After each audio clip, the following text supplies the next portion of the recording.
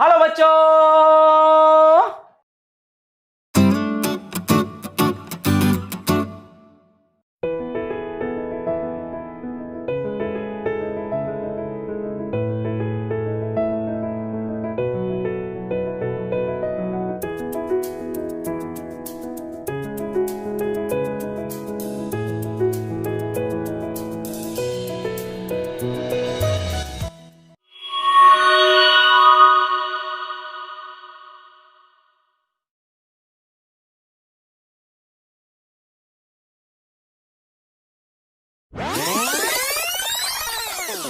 Coming to mathematics, we have the most awesome faculty of India. We have Kundan sir with us. Now, who is Kundan sir? Kundan sir is a B.Tech from IIT BHU in the year 2004. तो ये हमारे भी master जैसे ही हैं. 16 plus years of teaching experience, ex faculty. तो आप देख सकते हो, मतलब ये तो the peace, the effortless of math you will feel first time. आपको लगेगा कि क्या तो पीस में मैथ्स पढ़ रहे हैं आप, क्या शांति से आप एडवांस लेवल के कॉन्सेप्ट पढ़ रहे हैं. मैं ये तो नहीं कहूंगा कि सर आईआईटीएन है इसलिए उनसे पढ़ना चाहिए, मैं इस बात को सपोर्ट नहीं करता हूं, ऐसा कुछ भी नहीं है. बट सर एक ऑसम टीचर हैं इसलिए उनसे पढ़ना चाहिए. सर एक एक्सपीरियंस टीचर हैं इसलिए उनसे पढ़ना चाहिए. सर एफर्टलेसली मैथ्स पढ़ा सकते हैं इसलिए उनसे पढ़ना चाहिए. सर बेसिक से लेके एडवांस तक आपको पहुंचा सकते हैं इसलिए उनसे मैथ्स पढ़ना चाहिए. सर पहले किस जगह पढ़ाते थे किस जगह नहीं पढ़ाते थे वो आपको दिख रहा है, बट मैं ये नहीं कहूंगा कि इसलिए आपको उनसे पढ़ना चाहिए क्योंकि आपको मैथ्स समझनी है, क्योंकि सर आपको बच्चों की तरह ट्रीट करके मैथ्स बेसिक से एडवांस पढ़ा सकते हैं इसलिए. मतलब इनका पहला डेमो वीडियो जब मेरे पास आया था तो मैंने ये बोला था कि ये तो मेरे भी गुरु जैसे हैं.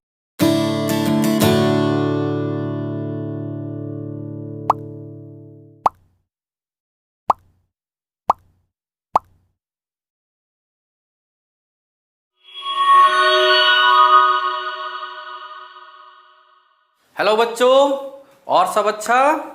मैं कुंदन कुमार फिजिक्स वाला के यूट्यूब चैनल पर आप सभी का वेलकम करता हूं. आज हमारा होगा lecture number 2, problem session lecture number 2, जो कि क्विक रिकैप वाइज क्वेश्चन हम सॉल्व कर रहे हैं जैसा कि हमने बच्चों कल किया था. ठीक है, तो आज उसी को ध्यान में रखते हुए हम क्या करेंगे, problems based on basic function. देखो हमने बार बार क्या बोला है और सर ने भी बताया था कि हम केवल 11th कंटेंट के फंक्शन को टच कर रहे हैं. 12th में फंक्शन की क्या अलग और स्टडी करने हैं वो आपको 12th में भी होंगे. वैसे हमने इसका हिंट लास्ट लेक्चर यानी कल के लेक्चर में आपको दे दिया था. ओके ना, उसी को ध्यान में रखते हुए welcome. Set relation and functions problem lectures 2. आज हम क्या करेंगे, problem based on types of functions और फंक्शनल इक्वेशन पर बेस्ड. यानी टाइप्स ऑफ फंक्शन मतलब मॉडुलस हो सकता है. बेसिकली हमें क्या करना है बच्चों, कुछ मॉडुलस ग्रेटेस्ट फ्रैक्शनल फंक्शन पर कुछ क्वेश्चन करने हैं. इसके पहले हमने डीपीपी टाइप, हमने डोमेन और रेंज के कुछ क्वेश्चन किए थे. आप उसको फर्स्ट लेक्चर में देख सकते हैं. ठीक है, हमारे ही मतलब फिजिक्स वाला यूट्यूब चैनल पर. ठीक है, नाउ हम शुरू करते हैं. जानते ही हो इंट्रोडक्शन बड़ा सिंपल है. आज हम फर्स्ट क्वेश्चन इस पर कर रहे हैं, मॉडुलस फंक्शन. तो मॉडुलस मतलब समझते हो बच्चों, मॉडुलस मतलब क्या होता है, एब्सोल्यूट वैल्यू फंक्शन. यानी कोई भी इनपुट हो, है ना. फंक्शन क्या होता है, फंक्शन एक मशीन जैसा होता है. जैसा कि आपको बताया गया है, फंक्शन एक मशीन होता है, उसके अंदर कोई इनपुट होता है या जाता है, बाहर उस फंक्शन के नोमेनक्लेचर पर बेस्ड आउटपुट आता है. जैसे यदि फंक्शन का नाम एब्सोल्यूट वैल्यू या मॉडुलस फंक्शन है तो अंदर में कोई भी जाएगा, पॉजिटिव या नेगेटिव, इंटीजर या नॉन इंटीजर, कुछ भी जाएगा. बाहर में हमेशा नॉन नेगेटिव बाहर आएगा. ठीक है, नॉन नेगेटिव का मतलब या तो जीरो या पॉजिटिव. ठीक है, ये दो केस लेते हैं. तो इसमें बच्चों कुछ आपने स्टडी किया होगा प्रॉपर्टीज ऑफ मॉडुलस.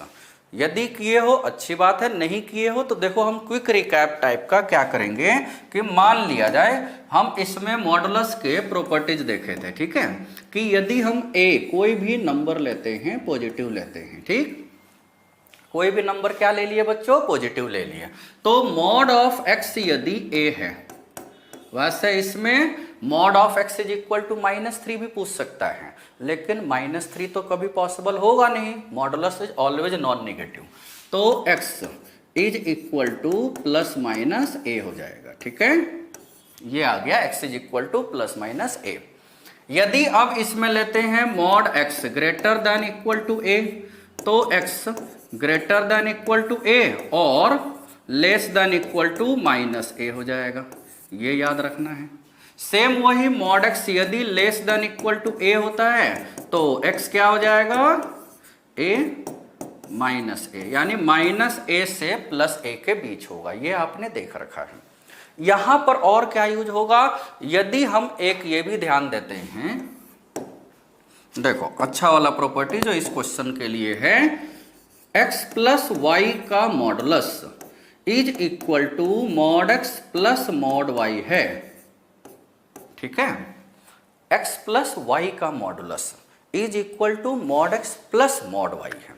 तो यहां से क्या होता है बच्चों, यहां से देखो यदि हम ऐसे सोचे कि x यदि 2 रखे, y -3 रखे, तो 2 - 3 -1 का मॉडुलस 1, 2 का मॉडुलस 2 - 3 का मॉडुलस 3, 2 + 3 राइट साइड में 5 आ गया, लेफ्ट हैंड साइड में तो 1 ही आ गया। इसका मतलब ये गलत हो गया, यानी एक पॉजिटिव एक निगेटिव नहीं ले सकते, यानी simply x into y greater than equal to 0, ये हम याद रखते हैं। यदि दोनों निगेटिव लोगे या दोनों पॉजिटिव लोगे तभी ये पॉसिबल है बच्चों, ठीक है, याद रहेगा ना। तो ये हमें कंसेप्ट बड़ा अच्छे से याद रखना है, ज्यादातर क्वेश्चन ना इसी से सोल्व हो जाते हैं।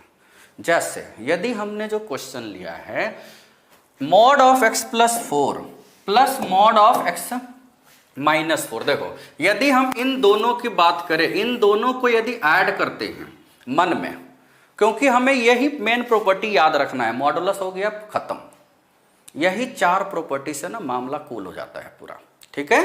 तो mod of x plus 4 plus mod of x minus 4 है, हम अंदर की बात, अंदर मतलब मॉड के अंदर की बात ऐड कर देते हैं, तो x plus 4 plus x minus 4 2x हो गया, और उसी का मॉड, तो ये देखो वही लिखा हुआ है ना, इसका मतलब यही इसमें लिखा हुआ है ना। So this can be written as x plus 4 का मॉड प्लस x माइनस 4 का मॉड इज इक्वल टू, क्या लिखा हुआ है बच्चों, राइट हैंड साइड को हम x plus 4 plus x minus 4 का मॉड लिख सकते हैं ना, लिख सकते हैं।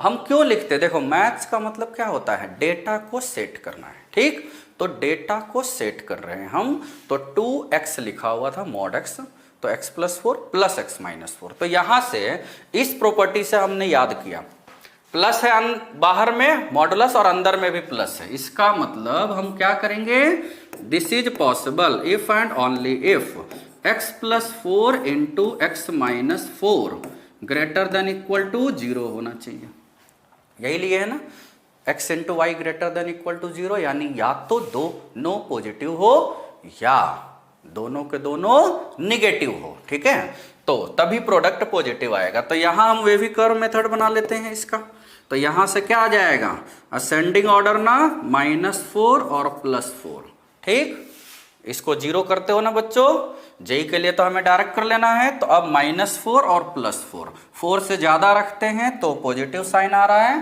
पहले से भी जानते हो लीडिंग कोएफिशिएंट पॉजिटिव, तो यही साइन आता है। अब हमें लाना है 4 मतलब 0 से ज्यादा, तो 0 से ज्यादा का मतलब या तो x less than equal to -4 या x greater than equal to +4, ये आ गया फर्स्ट वाला, ठीक। अब दूसरा वाला कर लेते हैं। दूसरा इक्वेशन क्या है हमारे पास, दूसरा है हमारे पास ऑल्सो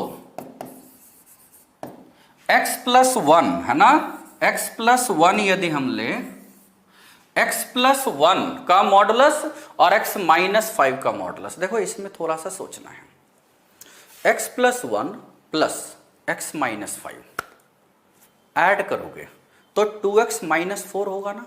यदि हम इन दोनों को ऐड करें, इन दोनों को ऐड करते हैं तो ये नहीं आ रहा है ना बच्चों, नहीं आ रहा है, तो हम इसको क्यों ना चेंज कर लेते हैं। This can be written as, देखो मॉडुलस ऑफ एक्स लिखो या मॉडुलस ऑफ माइनस एक्स लिखो, एक ही चीज होता है, ठीक है। तो 5 माइनस एक्स का मॉड लिख दिए, यानी अब हमारे पास बच्चों x क्या हो गया, x प्लस 1, y क्या हो गया 5 माइनस एक्स। 6 का मतलब क्यों ऐसा किए थे, हमें तो पहले से पता था ना कि 6 लाना है, इस वजह से किए थे। देखो कुछ कभी कभी बच्चे सोचते हैं कि हम ऐसे कैसे करेंगे, एकदम सिंपल लॉजिक है। जो फॉर्मूला या जो कंसेप्ट या जो डेरिवेशन जैसा याद किया है उस फॉर्मेट में लाने के लिए हम क्या करते हैं, डेटा को चेंज कर देते हैं, एक्सप्रेशन को चेंज कर देते हैं। अब इतना चेंज नहीं करते हैं कि गलत हो जाए, उतना ही चेंज करेंगे जिससे वो सही रहे, ठीक है। जैसे मॉडुलस के अंदर चेंज कर दिए, अब यहां पर भी ये लग गया ना, सो यहां से क्या हो जाएगा x plus 1 into 5 minus x greater than equal to 0, x plus 1 into 5 minus x greater than equal to 0। तो यहाँ वेविकर मेथड से यदि हम देखते हैं तो ये आ रहा है -1, ये आ रहा है +5, तो 5 से ज्यादा है ना, मतलब लीडिंग कोएफिशिएंट इसमें निगेटिव है बच्चों, देखो x माइनस एक्स है तो ये उलट जाएगा है ना, ये आ जाएगा इस तरीके से। तो हमें लाना है पॉजिटिव, यानी यहां से क्या आ गया x -1 से +5 के बीच, ये आ गया हमारे पास 2, ठीक है, ये आ गया है हमारे पास 1। अब देखो 1 और 2 जब भी हम कोई इक्वेशन लेते हैं या सिस्टम ऑफ इक्वेशन लेते हैं तो हमें क्या करना होता है, कॉमन लेना होता है। फर्स्ट वाला कह रहा है 4 से ज्यादा या -4 से कम, सेकंड वाला कह रहा है -1 और 5 के बीच में, तो बेसिकली क्या हो गया 4 से ज्यादा और 5 से कम, इन दोनों का हम क्या करेंगे, इंटरसेक्शन ले लेंगे। तो इन दोनों का इंटरसेक्शन लेने से कौन सा आंसर आ रहा है बच्चों, 4 से 5, यानी इन दोनों से हमें आंसर आ गया 4 to 5 आया ना, 4 से ज्यादा 5 से कम, तो ऑप्शन में देखो 4 to 5 वाला लगा देंगे, ठीक है। इसमें सोचने वाली बात ये नहीं है कि -4 और -1 कहां गया, क्योंकि कह रहा था कि -4 से कम रहूंगा, -1 से ज्यादा रहूंगा, तो दोनों कम मिलेंगे भाई, है ना। आर्गुमेंट जब होती है तो कुछ कॉमन पॉइंट्स होते हैं ना, जहां पर दोनों राजी होते हैं, कॉमन मिल ही नहीं रहा है, दोनों अपने अपने मुद्दे पर लगे हुए हैं कि मैं नीचे नहीं आऊंगा तुम ऊपर मत जाना, इसका मतलब दिक्कत है, ठीक है। तो हमें कॉमन लेना होता है, तो ये आंसर आ गया, यानी ये मॉडुलस का हमने recap, quick recap question solving फॉर्मूले किए, यानी ये कंसेप्ट जो चारों याद रखना है वो याद रखना है, ठीक है। हमें किस लिए याद रखना है, क्वेश्चन सोल्व बच्चों सारे इसी कंसेप्ट से हो जाएंगे, ग्रेटर देन, लेस देन और ये वाले, इसके अलावा मॉडुलस में ज्यादा कुछ अलग से हमें करने ही नहीं होते हैं, ठीक है ना। ये हो गया। अब देखो आगे बढ़ते हैं, अगला फंक्शन, अगला फंक्शन क्या है, find the value of following, है ना। इस तरीके से हमने इसमें 2 क्वेश्चन लिए हैं, एक नेक्स्ट पेज में होगा, दिया हुआ है फ्रैक्शनल पार्ट मतलब साइन, है ना, ये साइन दे रखा है कि ये क्या रिप्रेजेंट कर रहा है, ग्रेटेस्ट इंटीजर, और दूसरा वाला फ्रैक्शनल पार्ट रिप्रेजेंट कर रहा है, ठीक है। तो फ्रैक्शनल, यहाँ पर टी छूटा हुआ था, इंग्लिश है ना, तो फ्रैक्शनल पार्ट ले सकते हैं, ठीक है। यदि इसको हम वाइट से कर दे तो थोड़ा कम पता चलेगा, है ना। अब हमें बच्चों क्या करना है, इसका वैल्यू, तो देखो ग्रेटेस्ट इंटीजर और फ्रैक्शनल पार्ट में कुछ कुछ प्रॉपर्टी आपको बताया गया है, या बच्चों पहले से भी जानते होंगे, हम तो problem discussion through quick recap कर रहे हैं, इसलिए कुछ कुछ बता भी देंगे। जैसे यदि देखा जाए कि मतलब ग्रेटेस्ट इंटीजर ऑफ एक्स, ये एक इंटीजर होता है, क्या होता है, इंटीजर, चाहे एक्स कुछ भी हो, ठीक है। Less than equal to x होगा, हमेशा एक्स से कम होता है बच्चों, और ग्रेटर देन हम बोल सकते हैं x -1 होगा, ये भी याद रखते हैं ना, x माइनस 1 से ज्यादा। जैसे हमने लिया 2.3, तो 2.3 का ग्रेटेस्ट इंटीजर यानी इंटीजर 2 होगा, जो कि 1.3 से ज्यादा है और 2.3 से कम है। इक्वल कब होगा? जब इंटीजर होगा, ठीक है। और ये होता है फ्रैक्शनल पार्ट। ये क्या होता है बच्चों? Fractional part. This is x minus integral part, यानी किसी भी केस में किसी x से उसका इंटीग्रल पार्ट माइनस कर दो तो फ्रैक्शनल पार्ट आ जाएगा। यानी ये हमेशा 0 से 1 के बीच में होता है। ये किसके किसके बीच में? 0 से 1, कभी भी 0 से ज्यादा नहीं होगा। जैसे यदि हम बोले -2.4 का फ्रैक्शनल पार्ट तो क्या हो जाएगा? 0.6। यही वाला लगा दिए ना। यदि हम सोचे x है -2.4 तो -2.4 यहां आ गया और माइनस इसका ग्रेटेस्ट इंटीजर -3 है ना, तो देखो 0.6 आ गया ना। तो इस तरीके से हम ले सकते हैं बच्चों। मतलब फ्रैक्शनल पार्ट का बेसिक मीनिंग और ग्रेटेस्ट इंटीजर का बेसिक मीनिंग याद रखना है, ठीक है। क्लियर? अब उसको ध्यान में रखते हुए यदि हम ये लेते हैं क्वेश्चन, ये देखो क्या है, ये तो इंटीजर है। ग्रेटेस्ट इंटीजर होता है इंटीजर, इसीलिए इसका नाम इंटीजर आया है ना। यानी greatest integer is an integer. और इंटीजर का जैसे 2 है, 3 है, 4 है का फ्रैक्शनल पार्ट क्या होगा? 0। भाई 2 का फ्रैक्शनल पार्ट 2.0 यानी 0 है ना, लिख सकते हैं ना उसको। यानी इसका फ्रैक्शनल पार्ट, ये तो इंटीजर है यानी इसका फ्रैक्शनल पार्ट क्या हो गया? 0 ऑल्सो। हम क्या कर सकते हैं? कोई भी x हो, कोई भी x हो, यदि इसका फ्रैक्शनल पार्ट लें, देखो x के जगह पर ना हम खुद भी बैठ सकते हैं, कम से कम मैं तो बैठ ही सकता हूं भाई। जो भी फ्रैक्शनल लगा दिया जाए तो मेरी रेंज फिक्स हो गई 0 से 1। अब 0 और 1 के बीच में यदि हम कोई भी नंबर लेते हैं इंक्लूडिंग 0 नॉट इंक्लूडिंग 1 तो उसका ग्रेटेस्ट इंटीजर क्या होगा? 0। तो ये दो चीज तो हमें ध्यान रखना है। यानी दोनों bracket, fractional part, greatest integer, दोनों ब्रैकेट यदि एक साथ लगे हुए हैं तो हम अंदर की बात को ना देखते ही नहीं है, अंदर की बात को नहीं देखेंगे, ठीक। x हो या y हो या हम खुद हो या कोई अलजेब्राइक एक्सप्रेशन कितना भी लेंदी हो, उससे मतलब नहीं है, बस वो डिफाइंड होना चाहिए, ठीक है। बस वो क्या होना चाहिए बच्चों? डिफाइंड होना चाहिए, ठीक है। तो ये 0 हो गया और ये भी 0 हो गया। तो अब देखो ये वाला आंसर तो 0 हो गया ना, ये वाला आंसर हो गया 0 और ये वाला भी क्या हो गया? कुछ भी अंदर में है तो ये पूरा का पूरा क्या हो गया? 0। और ये तो हमने पिछले साल, करंट ईयर, अगले साल के साल हमने यूज किए हैं, ठीक है। कुछ ध्यान नहीं देना है, इसको देखना ही नहीं है, हमेशा 0 हो जाएगा। यानी ग्रेटेस्ट इंटीजर, फ्रैक्शनल पार्ट एक साथ एसोसिएट है, आंसर हमेशा बच्चों क्या होगा? 0। याद रहेगा? क्लियर है? देखो ये सब क्या है ना, एकदम धीरे धीरे धीरे करके ना सारा इस लेवल के क्वेश्चन अपने आप होते जाएंगे। कंटिन्यूअस हमारे और जैसे लोगों के अपने ऐप पर, फिजिक्स वाला के ऐप पर आपको वीडियो देखते रहने होंगे और सारे के सारे वीडियो को कंटिन्यूएशन में देखना है बच्चों।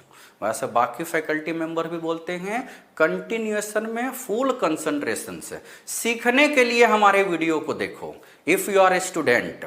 अदरवाइज तो अपना ही वीडियो मैं भी देखता हूं, मैं सीखता नहीं हूं। कंसेप्ट वाइज सीखता ये हूं कि अगले बार मुझे अपना प्रेजेंटेशन ऐसे चेंज करना है, थोड़ा सा स्टेप वाइज या डांस ये सब भी ध्यान रखना होगा मुझे आगे के लिए, है ना, वो सीखता हूं। बाकी बच्चों यदि आप स्टूडेंट हो तो इसको कंसेप्ट के लिए करो, ठीक है। क्लियर? अब देखो यही सेम रिप्रेजेंटेशन है ग्रेटेस्ट और फ्रैक्शनल। अगला क्वेश्चन करते हैं। देखो ये दूसरा क्वेश्चन है, इसमें भी हमें देखो बच्चों फॉर्मूला क्या याद रखना है, हमें इसमें ना फॉर्मूला याद रख लेना है। ज्यादा डेरिवेशन पर मत जाओ क्योंकि आज तक कभी डेरिवेशन यूज ही नहीं हुआ है किसी भी 42 इयर्स के जेई एडवांस में, 19 इयर्स के जेई मेन में केवल फॉर्मूले ये में ये सब देखो दिया हुआ है, कोई नंबर है वही नंबर रिपीट हो रहा है, 1/2 है, 2/4 है, 4/8 है, यानी नीचे वाली बात जीपी में जा रही है। अगला मत सोचना कि 10 होगा, अगला क्या होगा 2 के बाद 4 के बाद जब 6 नहीं आया तो 8 आया, तो 2 4 8 16 32 ऐसे जाएगा, यानी जीपी में हो रहा है। तो सोच लो जीपी ही तो होता है जिसमें इनफाइनाइट टर्म्स तक लोग जाते हैं, डिक्रीजिंग जीपी, और डिक्रीज भी हो रहा है। तो इसका बच्चों फॉर्मूला होता है, ठीक है। एक ना हमें फॉर्मूला याद रखना है, एक क्या दोनों अलग अलग, ये एक ही क्वेश्चन में हमने दो अलग अलग फॉर्मूले यूज करने की कोशिश की है, ठीक है। तो इसमें क्या हो जाएगा, फॉर्मूला होता है x + 1/2 का ग्रेटेस्ट इंटीजर प्लस x + 2/4 का ग्रेटेस्ट इंटीजर प्लस x + 4, बाकी तो देखो डॉट डॉट डॉट तक लिखना ही है ना। ये this is equal to up to infinite तक जाता है, ये इनफाइनाइट टर्म्स है। इस सीरीज का ना कोई एलिमेंट इनफाइनाइट नहीं है, इनफाइनाइट नंबर ऑफ टर्म्स है। तो ये होता है जो भी दिया हुआ है x है, यानी x नॉन इंटीजर भी हो सकता था बच्चों, x यहां पर ना नॉन इंटीजर भी हो सकता था, तो उसका ग्रेटेस्ट इंटीजर, ठीक है। ये होता है एंड ये वाला जो दूसरा वाला पार्ट है x का ग्रेटेस्ट इंटीजर x + 1/10 है ना, ये यदि हम लेते हैं यानी ग्रेटेस्ट इंटीजर ऑफ x है, x क्या है कुछ भी हो सकता है, यहां हम 0/n ऐड किए हैं, अगले में 1/n ऐड करेंगे, फिर 2/n ऐड करेंगे एंड सो ऑन, इस तरीके से। लेकिन ये कहां तक जाएगा ये भी ध्यान रख लेना है, n-1 तक जाएगा बच्चों। देखो हुआ क्या था, ये 0 से शुरू हुआ था, x + 0/n था, 1/n है, तो 0 से n-1 तक लिए हैं, 0 से n-1 तक लिए हैं, तो क्या होगा n टर्म्स। तो यहां लिख देना है n × x का ग्रेटेस्ट इंटीजर। ये होता है बच्चों दोनों फॉर्मूले, एकदम इसको ना चिपक के याद रखना, कम से कम जब तक कि जेईई मेन ना निकल जाए। जेईई मेन या जेईई एडवांस दोनों में ऐसे यूज होते हैं, यदि याद है ना तो पता ही नहीं चलेगा कि हम बोर्ड के क्वेश्चन कर रहे हैं या जेईई मेन के या जेईई एडवांस के। नहीं याद है, टर्म्स एंड कंडीशन अप्लाई, वो ध्यान देना है, ठीक है। तो अब देखो ये क्लियर हो गया। अब केवल इसमें x का वैल्यू रखना है। इसमें फर्स्ट पार्ट में x = क्या करना है, 200 रख लेना है ना।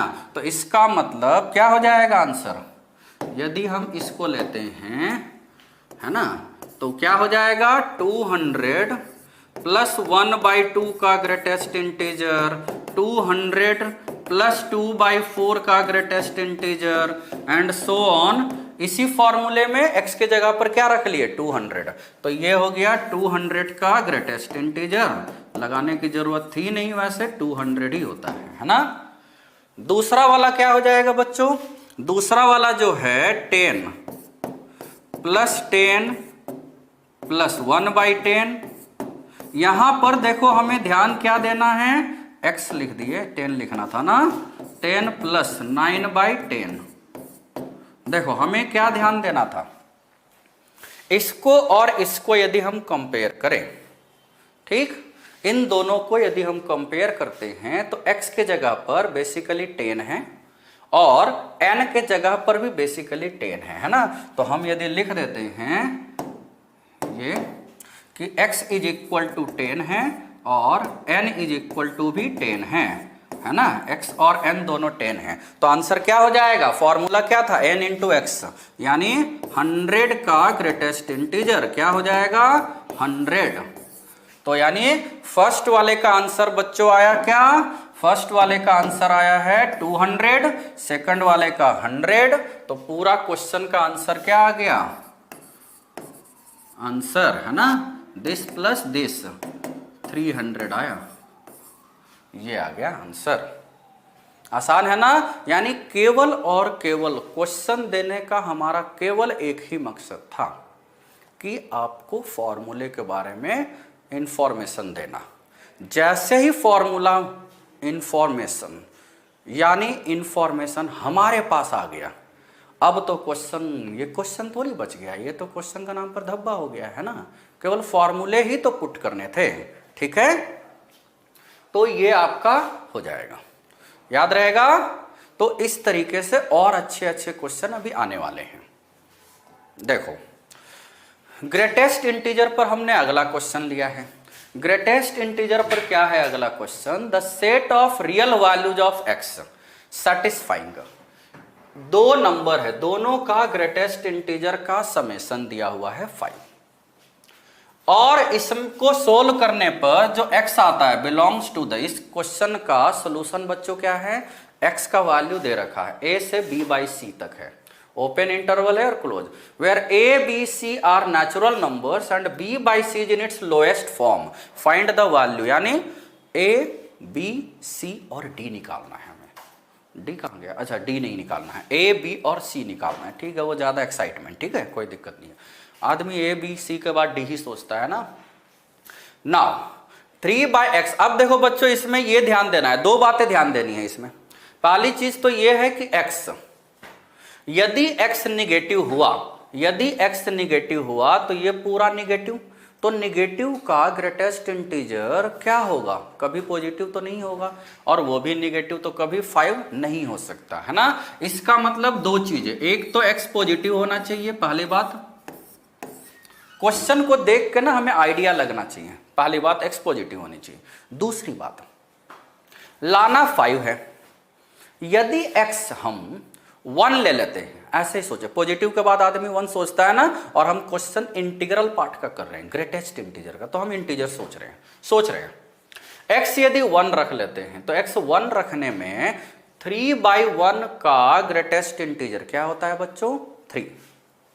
4/1 का ग्रेटेस्ट इंटीजर होता है 4, तो 3 + 4 7 नहीं, 7 होता है ना, यानी 5 नहीं होता है, यानी x नॉट इक्वल टू 1 होना चाहिए, ये भी पता चल गया। x 1 नहीं होना चाहिए।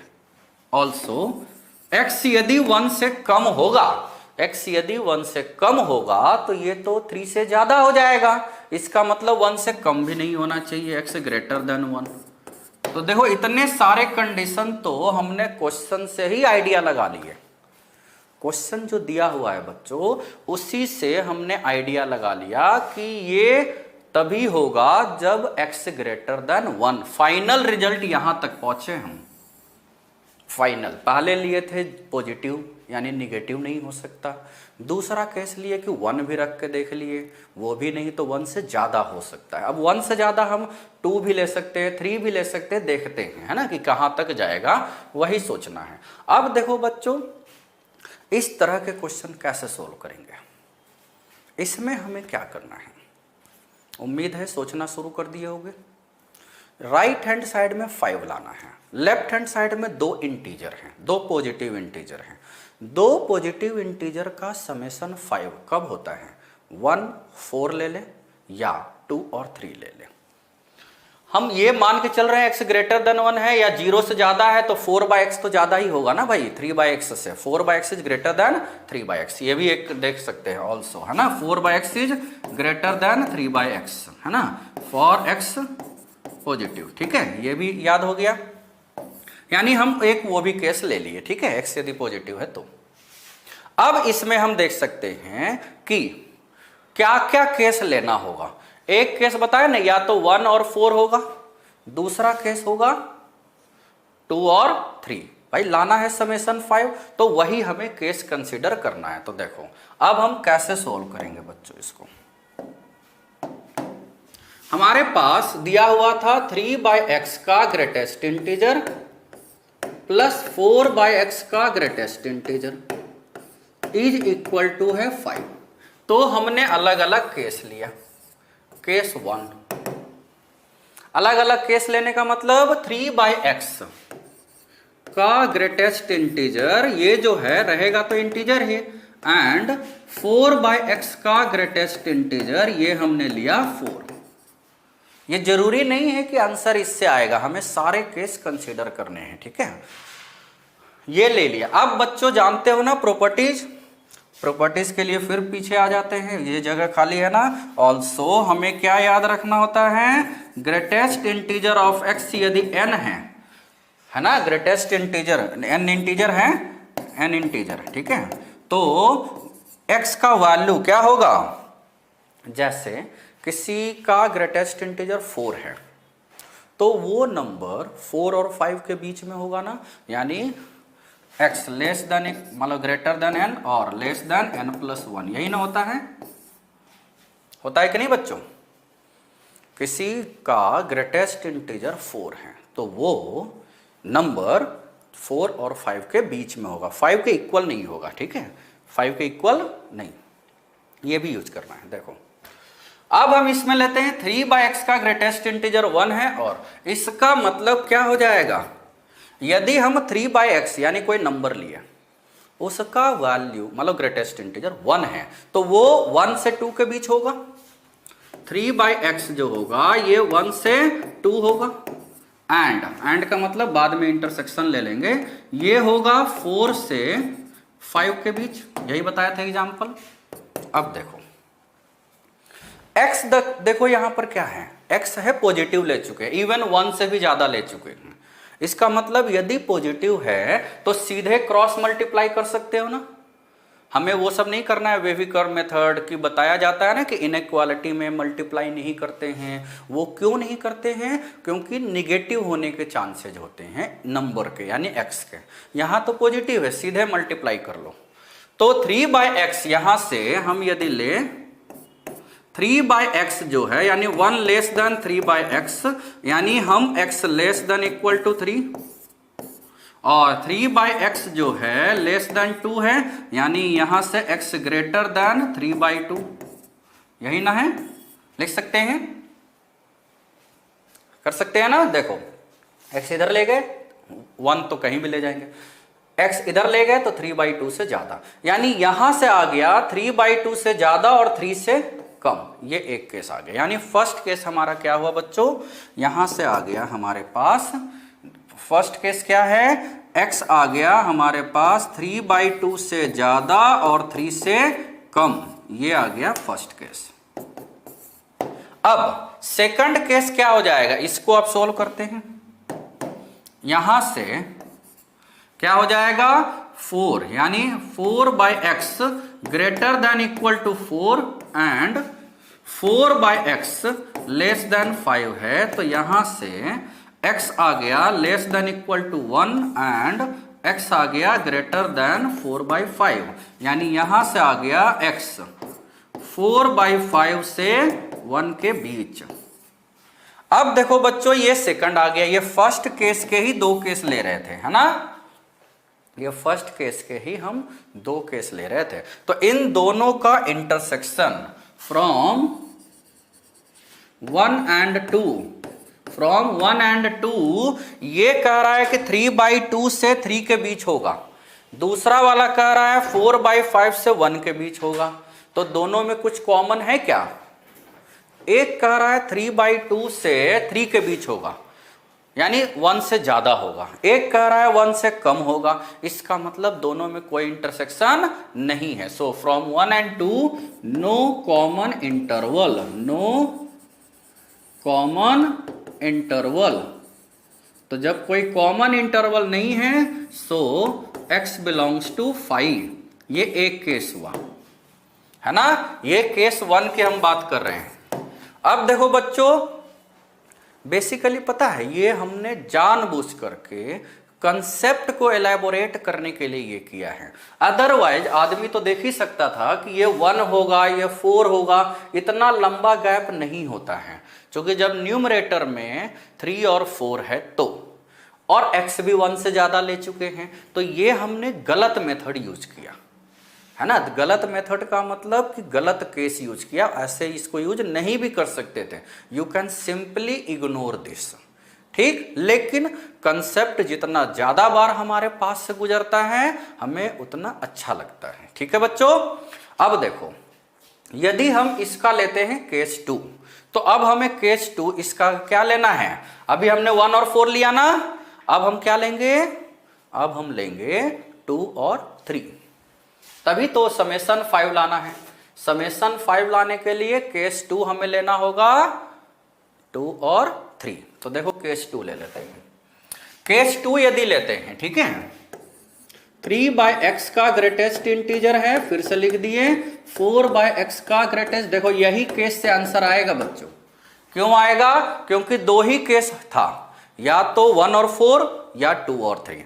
2 और 3 से ही आएगा क्योंकि 1 और 4 गलत हो चुका है ना। केस 2, 3/x का ग्रेटेस्ट इंटीजर 2 एंड का मतलब इंटरसेक्शन 4/x का ग्रेटेस्ट इंटीजर 3। तो यहां से यदि हम देखें, फिर वही प्रॉपर्टी बच्चों, किसी का ग्रेटेस्ट इंटीजर n होता है तो वो नंबर n से n+1 के बीच होगा, है ना, फॉर नॉन इंटीजर्स के लिए सब, है ना। तो यहां से 3/x का ग्रेटेस्ट इंटीजर 2 से 3 के बीच होगा एंड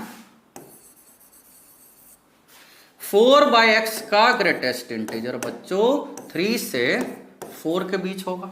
यही हो रहा है ना। अब हम इसको क्या करेंगे यहां से, है ना, इसको दो पार्ट में कर लिए, मतलब बेसिक के लिए ऐसा कर रहे हैं, अदरवाइज तो लिख सकते हैं एक ही बार में, ठीक है, कुछ वैसा नहीं सोचना है, ठीक है।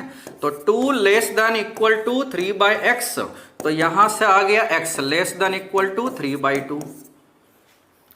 3/x लेस देन 3 है तो यहां से x लिख सकते हैं ग्रेटर देन 1। एक ये दोनों को मिला दिए तो क्या आ गया, 1 से 3/2 के बीच में। केस 1 आया ना। दूसरा वाला 3 is less than equal to 4/x, इसका मतलब क्या हो जाएगा, x is less than equal to 4/3 and यहां से 4/x लेस देन 4, तो यहां से x ग्रेटर देन 1। तो इन दोनों को एक साथ मिला दिए, दैट इज यहां से क्या आया, 1 से ज्यादा 4/3 से कम। अब देखो ये हो गया 2। फर्स्ट केस क्या आया है, 1 से ज्यादा 3/2 से कम। सेकंड केस आया है 1 से ज्यादा 4/3 से कम। 3/2 क्या होता है बच्चों, 1.5। 4/3 क्या होता है, 1.333, जो भी जितने तक, जब तक सास है बोल सकते हैं। अब बताओ यदि कोई नंबर 4/3 से कम हुआ तो क्या वो 3/2 से कम हमेशा होगा? यस, हमेशा होगा। लेकिन यदि कोई नंबर 3/2 से कम हुआ तो वो हो सकता है 4/3 से ज्यादा भी हो। भाई 3/2 यानी 1.5 से कम है तो 1.4 भी तो हो सकता है, 1.49 भी हो सकता है। इसका मतलब इन दोनों का इंटरसेक्शन क्या हो जाएगा, ये वाला, है ना, 1 से 4/3। सो फ्रॉम 1 एंड 2 क्या हो जाएगा, x 1 से ज्यादा और 4/3 से कम। अब देखो हम क्वेश्चन देखते हैं, ये आंसर हो गया फाइनल आंसर, है ना। केस 1 तो पूरा नहीं आया था तो ये केस 2 है। अब ऐसा मत सोचना बच्चों कि केस 1 में 5 आया था, केस 2 में ये आया, इंटरसेक्शन लेंगे तो 5। हम जब डिफरेंट केस लेते हैं तो एडिशन, या तो वो या ये, ठीक है। तो ये आ गया फाइनल। और क्वेश्चन में क्या दिया हुआ था, x बिलोंग्स टू a से b/c दिया हुआ था क्वेश्चन में, याद है ना। थोड़ा सा कंसेप्ट पॉइंट ऑफ व्यू से हमने ये क्वेश्चन लिया है कि ऐसे ऐसे कर सकते हैं, ठीक है। तो यहां से a क्या हो गया 1, b हो गया 4, c हो गया 3, है ना। तो हमसे क्या पूछा गया था, देखो अब एक बार रिकॉल कर लेते हैं क्वेश्चन। क्या पूछा गया था, a + b + c + abc पूछा गया था, ठीक है। सो क्या आ जाएगा, a + b + c + a × b × c। a + b + c देखो 1 + 4 + 3 + 1 × 4 × 3, तो ये आ गया हमारे पास 5 + 3 8 + 12 20। अच्छा नंबर है ना, 20 चल रहा है ना। इस वजह से हर जगह 20 ही आ रहा है। हमने डेटा भी ज्यादा 20 यूज किया है, भले साल थोड़ा अलग लगा हो, है ना, लेकिन साल तो भाई ईयर तो ईयर होता है ना, 2020, 20, T20 हर जगह 20 ही छा रहा है। और याद भी मुझे लग रहा है अगले 100 साल तक 2020 ही रखा जाएगा, है ना, 20। तो ये आ गया आपका ये क्वेश्चन। अब देखो बच्चों, ग्रेटेस्ट इंटीजर पर जितना कंसेप्ट लगा सकते थे वो सारा हमने लगा लिया। इसके अलावा कुछ कुछ इनइक्वालिटी वाले भी होते हैं, वो भी आपको याद रखने हैं। हम किसी और सीरीज में उस पर भी बेस्ड क्वेश्चन करेंगे, बशर्ते आप लोग उसको अच्छे से वॉच करो, एकदम कंसेप्ट को ध्यान में रख के वीडियो को वॉच करो, ठीक है। वो सारा बेनिफिट अपने आप आपको होते जाएगा, एकदम आप जेई मेन आराम से क्वालिफाई कर लोगे, जेई एडवांस आराम से क्वालिफाई कर लोगे। मैं भी कर लिया था, तो उम्मीद है कर ही लोगे आप लोग, है ना। तो अब देखो ये बच्चों क्वेश्चन है जेई एडवांस 2001 का क्वेश्चन है। एडवांस तो उस टाइम नाम नहीं था, आईआईटी ही नाम होता था उस टाइम, है ना। और बड़े आसान क्वेश्चन है। आसान क्वेश्चन इसलिए क्योंकि देखो ये बेसिकली स्क्रीनिंग का पेपर होता था, उसमें ही आया था। 2001 में स्क्रीनिंग है, मतलब टोटल 40 क्वेश्चंस होते हैं, 30 क्वेश्चंस होते हैं, उसमें से ये एक क्वेश्चन थे, ठीक है। स्क्रीनिंग में अलग क्वेश्चन होते थे ना, ऑब्जेक्टिव वाले। तो अब देखो इसको कैसे करेंगे, नंबर ऑफ सॉल्यूशंस बताना है बच्चों। नंबर ऑफ सॉल्यूशंस के लिए यानी नंबर ऑफ एक्स बताने हैं, जिसके लिए फंक्शन यानी क्वेश्चन डिफाइंड हो। फर्स्ट थिंग तो ये ध्यान देना है कि लॉग के साथ कुछ भी दिखाई दे वो पॉजिटिव होना चाहिए, लॉग के साथ कुछ भी दिखाई दे वो पॉजिटिव होना चाहिए। यानी हमें वो लेना है जो x ग्रेटर देन 1 हो, यानी x ग्रेटर देन 3 हो। दोनों को मिला के हमें क्या पता चल गया, हम x का ऐसा कोई वैल्यू नहीं लेंगे जो 3 से कम हो। भाई दोनों का इंटरसेक्शन क्या है, 1 से ज्यादा, 3 से ज्यादा, 3 से ज्यादा, बस। यानी 3 से ज्यादा वाला ही हमें लेना है। अब देखो बच्चों लॉग के क्वेश्चन को कैसे सोल्व करते हैं। जैसे होता है ना, कोई भी ऑपरेटर लगा होता है, ट्रिगोनोमेट्रिक, लॉगरिथमिक, उसको हम हटाते हैं इन्हें कंडीशन वाइज। हटाने के लिए क्या देखा जाता है, बेस सेम होना चाहिए। बेस यहां बदला हुआ है ना, तो फॉर्मूला याद है ना, देखो log x to the power n है, बेस a है, तो ये क्या होता है n टाइम्स, ये n बाहर आ जाता है, ठीक, n इंटू, यदि यही वाला केस बेस पर पावर होता है ना, m ले लेते हैं, ठीक है, यानी नंबर सेम रह गया तो ये m से डिवाइड हो जाएगा, m से क्या हो जाएगा बच्चों, डिवाइड हो जाएगा, ठीक है। ये ध्यान देते हैं, यानी नंबर लॉग के साथ जो पैरेलल में लिखा हुआ है उसको नंबर बोलते हैं, ठीक है। यदि उस पर कोई पावर है तो वो पावर नीचे गिर जाएगा, और यदि बेस पर कोई पावर है तो वो और नीचे गिरेगा, मतलब 1/, में, ठीक है, याद रहेगा। इसी को ध्यान में रखते हुए, यानी हमारा मेन है इसका बेस सेम करना, ठीक है। तो अब देखो इसको कैसे करेंगे। क्वेश्चन है हमारे पास, बेस है 4 और यहां पर है x-1 is equal to, base same कर लेना है ना बच्चों। फर्स्ट ऑफ ऑल लॉग है या कोई भी फंक्शन दिया हुआ है ना, तो कंडीशन तो पहले ही लगा लिया करो, ठीक है ना। अब कंडीशन लगा दिए थे, देखो x ग्रेटर देन 3 का कंडीशन है हमारे पास। अब यहां से हम क्या करेंगे ना, log 4 को 2 स्क्वायर में लिख सकते हो, x-1 है, this is equal to log of x-3 to base 2 ना। अब जो बेस का पावर है बच्चों, देखो अभी बताया ना, जो बेस का पावर है वो नीचे गिर जाएगा, है ना। तो इसको अब हम क्या लिख सकते हैं, 1/2 times log of x-1 to base 2, ठीक है। ये सब प्रॉपर्टी आपको बताया जा चुका है, ठीक है, वही हम प्रॉपर्टी यहां पर यूज कर रहे हैं बच्चों, ठीक है। तो ये ध्यान देना। अब देखो 1/2 है, 1/2 आपका यहां से निकल के 1/2 यहां से निकल के यहां चला जाएगा, तो ये क्या हो जाएगा, log ऑफ x-1, ये 2 टाइम्स आ गया, log ऑफ,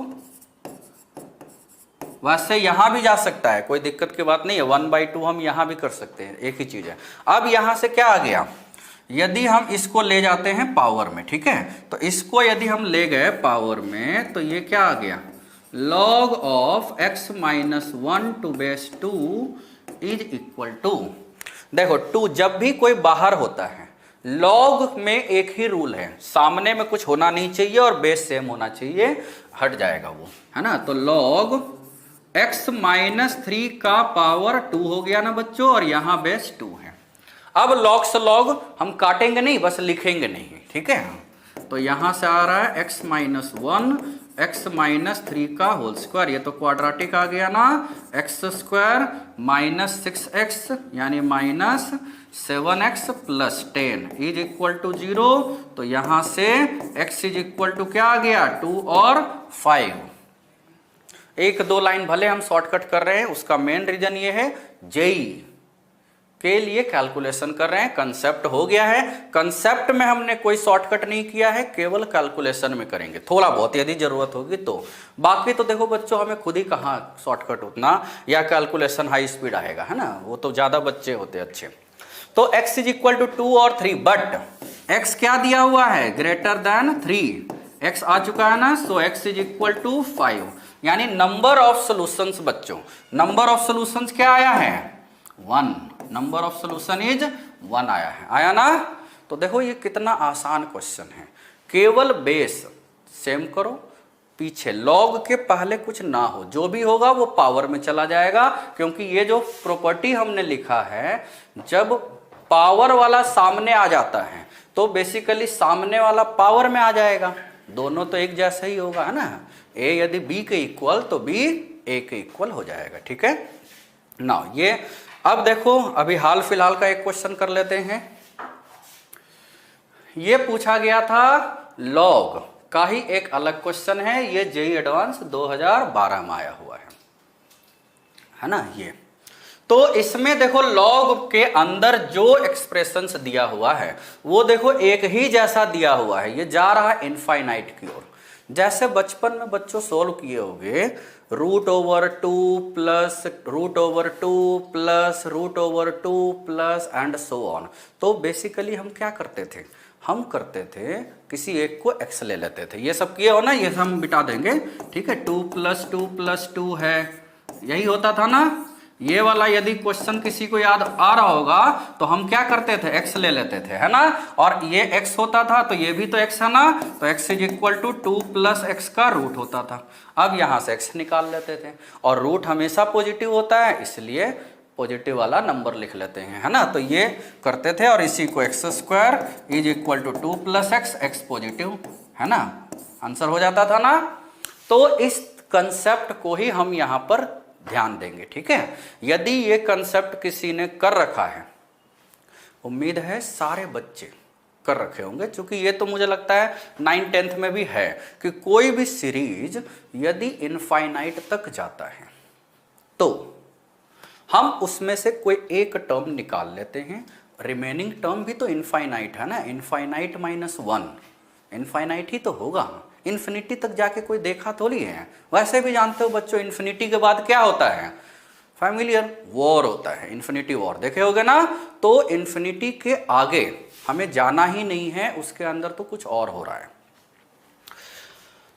याद रहेगा इन्फिनिटी के क्वेश्चन में से किसी एक को x, रिमेनिंग भी x हो जाएगा, ठीक। तो इसको अब देते हैं, देखो मिटा, ये हमने कंसेप्ट बताने के लिए ऐसा किया था। तो अब देखो यहां इस क्वेश्चन में हम क्या करेंगे, जो लॉग के अंदर है उसको मान लेते हैं लेट, है ना, 1/, थोड़ा सा डेटा इसमें अलग है लेकिन तब भी वही है ना, 4 - 1/3√2, फिर 4 - 1/3√2 एंड सो ऑन, 4 - ये हम ले लिए, ठीक है। ये देखो ये दिया हुआ है, ये 4 - ये हमने ले लिया है सारा, ये इनफाइनाइट तक है। इस पूरे को हमने क्या मान लिया बच्चों, इस पूरे को हम मान लेते हैं y, या x भी मान सकते हो, x है ही नहीं इस क्वेश्चन में तो चलो x ले लिया, हमने क्या कर लिया, x ले लिया। अब देखो यदि ये x है तो बेसिकली हमारे पास 1/3√2 1/3√2 टाइम्स रूट में अंदर। तो ये देखो, ये भी पूरा का पूरा यदि हम इसको लेते हैं यहां से लेकर ये भी तो पूरा का पूरा x है ना, ये भी बच्चों पूरा का पूरा क्या है, x है ना। तो इसी को हम ध्यान में रख लेते हैं, ठीक है। तो this is equal to 4 minus x का under root, this is equal to पूरा x था ना, समझ में आइए। 1/3√2 रूट ओवर 4 माइनस ये पूरा का पूरा x लिया हुआ है तो वो भी x हो गया, ठीक है, यही दे रखा है। तो अब देखो इसको सोल्व कर लेते हैं। तो यहां से 3√2 का इंटू यानी 3 का square 9, 18x square is equal to 4 minus x है ना, यानी 18x square plus x minus 4 is equal to 0, ठीक। अब 18x square plus x minus 4 is equal to 0, quadratic है ना, फैक्टराइज कैसे करोगे, 18 इंटू 4, 18 इंटू 4 होता है 72, होता है 72 को हम 9 इंटू 8 भी लिख सकते हैं, क्यों, क्योंकि 9 माइनस 8 1 होता है, वही लाना है। तो इसको अब हम फैक्टराइज कर दें, है ना। तो यहां से इसके बाद क्या हो जाएगा, 18x square plus 9x minus 8x minus 4 is equal to 0। तो यहां से 9x कॉमन है, 2x प्लस 1 माइनस 4 कॉमन है, 2x प्लस 1। तो यहां से 9x माइनस 4 और 2x plus 1 is equal to 0। इसका मतलब हमारे पास x इज इक्वल टू क्या आ गया, 4/9 और माइनस 1/2।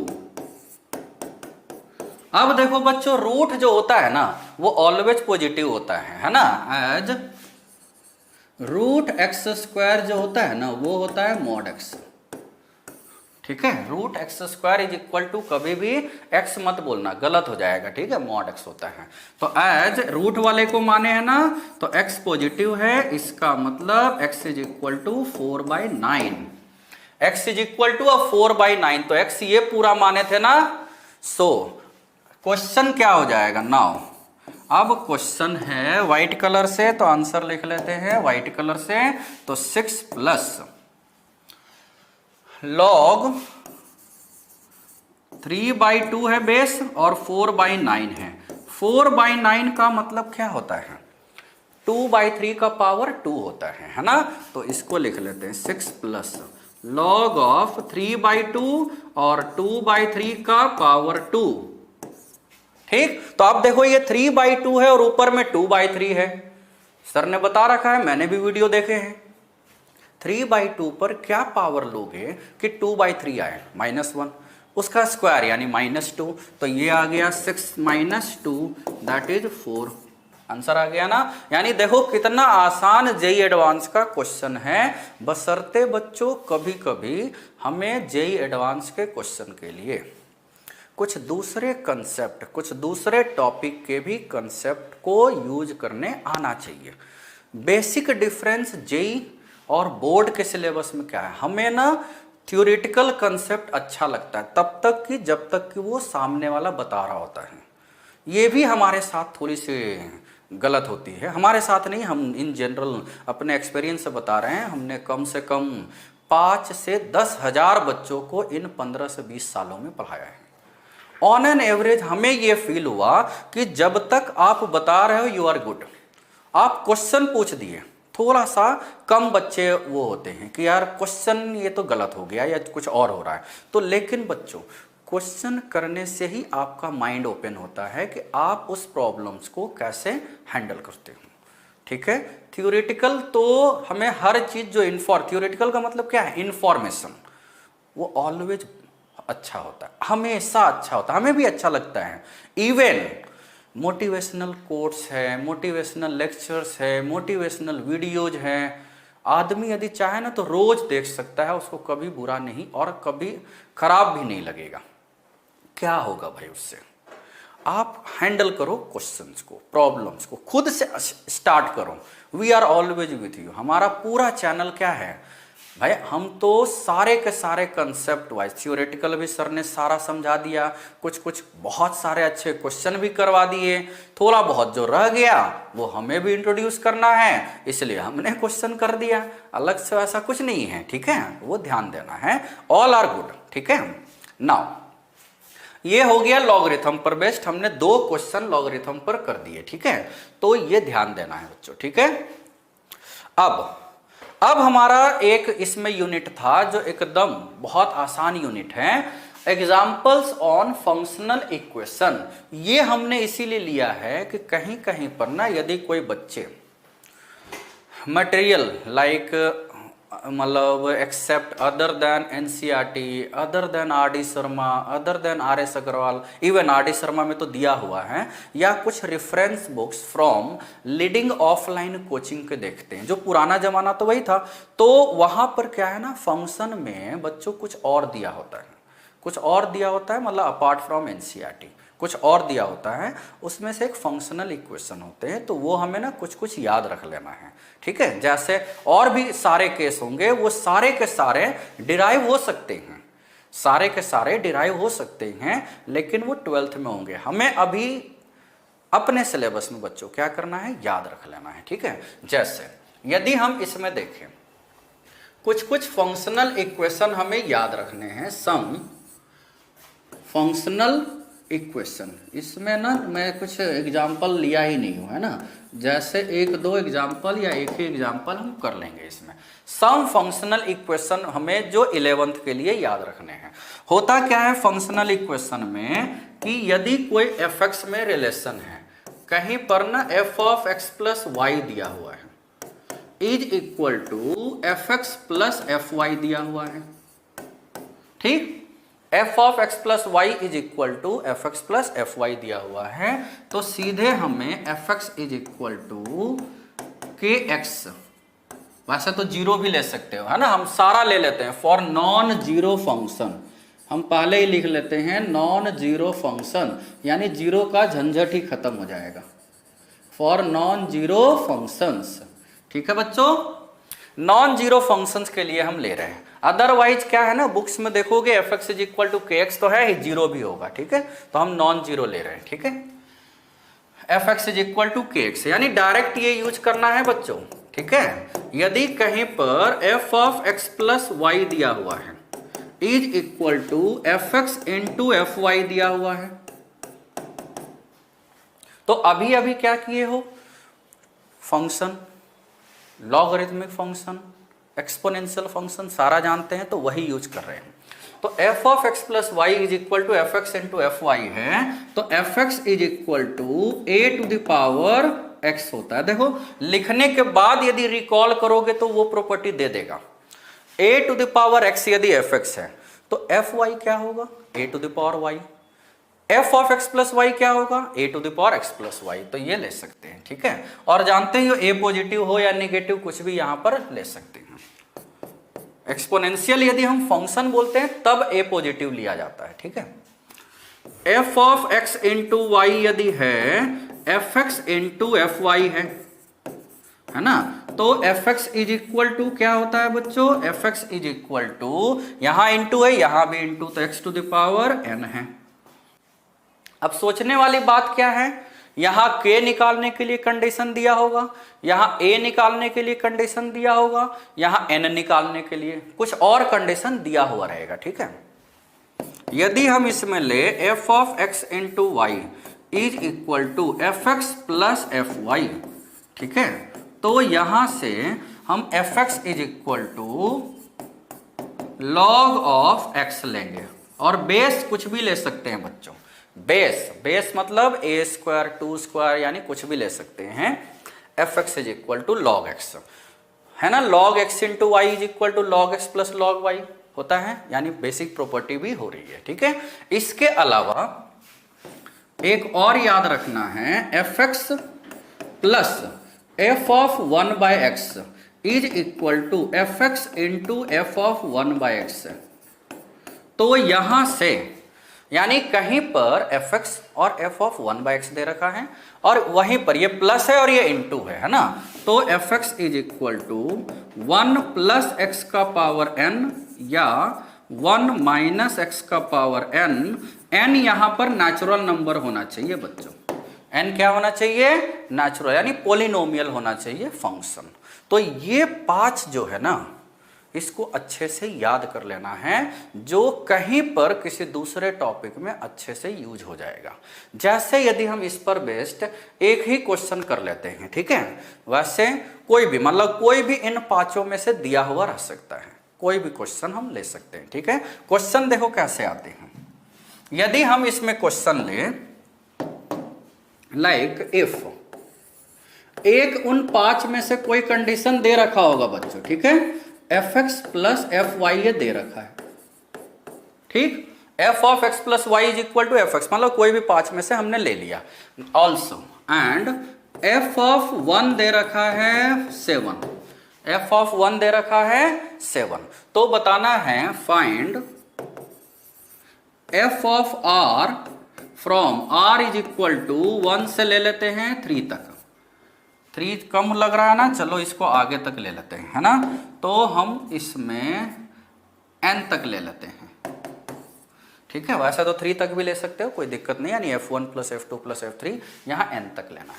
अब देखो हमने क्या किया, f of x plus y दिया हुआ है, fx प्लस fy, दिमाग लगाया, लगा दिए, 5 में से एक चिल्ला दिया मुझे ले लो, मैंने उसको कंसीडर किया, fx क्या हो गया, जैसे ही इसको देखा fx is equal to kx है, fx इज इक्वल टू क्या है, kx है। खराब दिख रहा है ना, फिर से लिख देते हैं, k इंटू एक्स है, अभी भी वैसा ही दिख रहा है। चलो fx is equal to kx हो गया। तो अब हम यहां से now as f of 1 is equal to 7 है, तो x के जगह पर 1 रख दे, यानी k इज इक्वल टू 7 आ गया। सो यहां से बच्चों fx क्या आ गया, 7 टाइम्स x, fx आ गया आपका 7 टाइम्स x आ गया ना। नाउ अब हमें निकालना है sigma r is equal to 1 से n fr। fx यदि 7x है तो fr क्या होगा, 7r होगा। Sigma r is equal to 1 से n 7 इंटू r होगा। अब 7 बाहर कर लिए, तो r यदि 1 है तो 1 है, 2 है तो 2 है, 3 है तो 3 है, n है तो n है, यही ना होगा। तो 7 into 1 plus 2 plus 3 up to n, मुझे लगता है सबको याद है, मुझे तो देखो कम से कम याद है, n इंटू n प्लस 1/2, ठीक है। तो ये आंसर आपका आ जाएगा। तो 7 इंटू n प्लस 1/2, n कहीं तक भी जा सकता था, तो ठीक है।